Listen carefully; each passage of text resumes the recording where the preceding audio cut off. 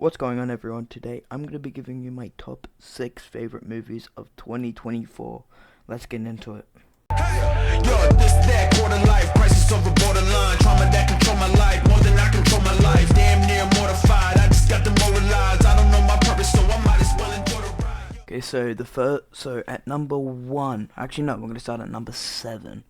The very bottom here, we have Transformers 1. I love this movie. It's the best Transformers movie in my opinion. The pacing's really good. It feels like it's structured very well. And but the action is crazy. Like some of these fights I was like, whoa. Whoa. But at some points you do kinda like lose like sight of the characters. Like I was like, whoa, where'd he go? But I mean, it's just super good. And like the characters, they're so well developed for the movies, like seeing from Megatron from like becoming like from a minor to like Megatron. It's actually crazy. Same with Orion Pax to Optimus Prime. It's like just so cool. Same with the other side, like the side characters. They're funny. Like Bumblebee, he's very funny, and some of the other characters are also really funny. And they don't feel like too like silly in a way that cuts from the deeper moments of the movie. But yeah, I mean, it probably is funnier because I saw it with my friends. But it does also do the friends to foe things very well. Like, because Megatron's motivation is good, and Orion Pax's is good. Like, they very rival each other. It's not like, oh, I want to be evil. It's like, well, I'm a hero here, so I'm not letting that happen. So yeah, they handle it very well. Next we have X-Men '97. It is amazing. The animation looks super duper clean. It looks very slick. It keeps the 80s kind of art style and the newer 2020s kind of art style that they've been trying to do lately, which it fits very well. Like some scenes look absolutely stunning, and some scenes like just I didn't even feel like I was watching X-Men. But oh my gosh, the action here, it is super well made. Like that Sentinel fight, I think episode 1 or 2, where they're fighting the Sentinel and like Gambit just powers up Wolverine's claws. I found that super sick. I also like how it's a continuation on from the 80s series. I haven't watched that because I was not born in the 80s. But like, it's just, I watched like the final episode of it, and it definitely feels like a carry on from there. Like you're like, oh yeah, this is a continuation, not a whole new story, but it's a new story continuing from the. It'll make sense. But the characters are also super well like made. Like some of like Storm was so cool in this series, and like some of the things she did was super cool. And I love how like her not motivation, her like okay, spoiler here, when she loses her powers, how she just like goes and lives in the woods, and then she has to get confronted by this thing, and then she gets like all of her cool powers. I found that really cool, and it was a lot, definitely like motivate, like development wise. Same with some of the other characters, like Magneto was super good in the show. It really, like, everything about him is so good, and his motivation is super good. Same with the final boss fight. Same with the final fight. That's on repeat for me. But yeah, I cannot wait. Apparently season 2's coming out soon, so I can't wait for that. Okay, so now we have Invincible season 2. Oh, it's super good. The animation is just, it is so good. Like, it's so clean, and oh, I don't know. Like, it's super well made. And it's like you already know the animators definitely had a lot of time with this one, like because it was split into two. but oh my gosh, did they cook with the action? Like, characters going left and right, left and right, left and right. Like, oh my gosh. Oh, we can't forget about Rex. Him in that one episode.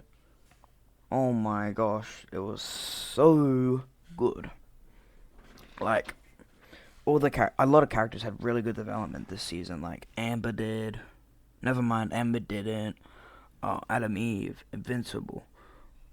Omni-Man at the very end kinda did.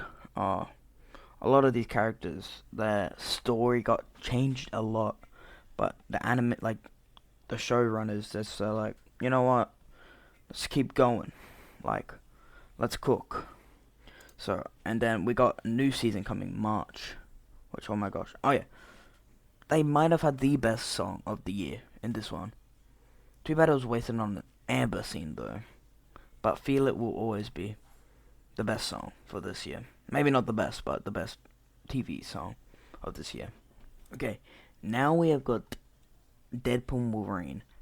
This is peak superhero movies. This is just peak movie, like peak Marvel.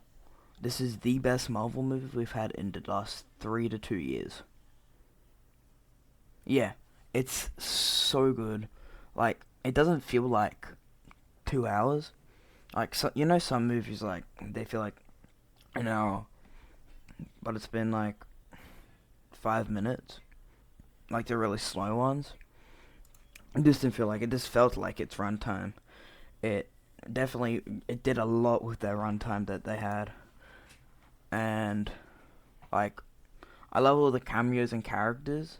Like, the cameos were like, they weren't just like cameos. A lot of them, they were more like important.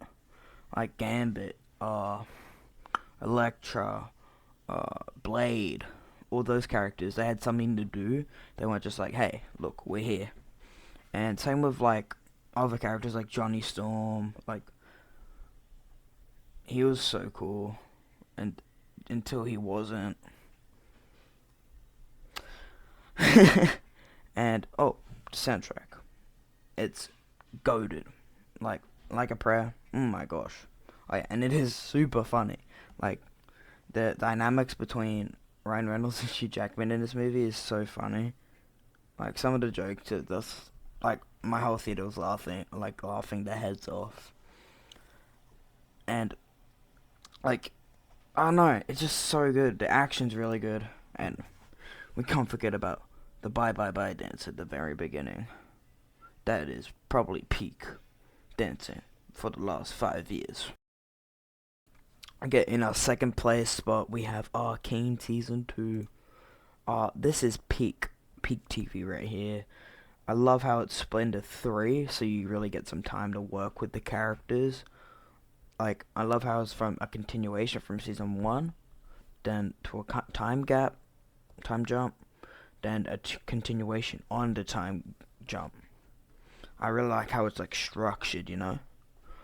And the animation, it's always been good, but they ramped it up here because they got a lot more time with it. And also some character developments like Jinx not being Jinx for a while, and then becoming like this kind of like like nameless figure kind of thing, where she doesn't really have a name, but she's a symbol of hope in like the underworld thing. And then she finds Isha and kind of looks up to her as like a mum. Isha does. Then obviously Isha, you know. But it's really good, you know. Like, there's a lot of like continuation with the stories of certain people. Like Victor, he's pretty much the exact same character as he was in Season 1, but with like higher kind of things. Like, he literally became a god. But like over time he was like trying to make an experiment, like he tried to make a bomb. Now he's a god. Like,